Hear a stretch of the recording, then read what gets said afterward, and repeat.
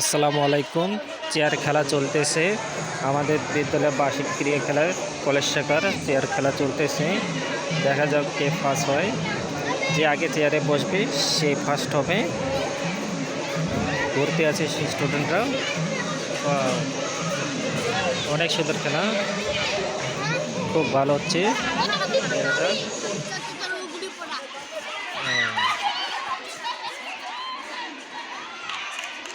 হয়ে গেল।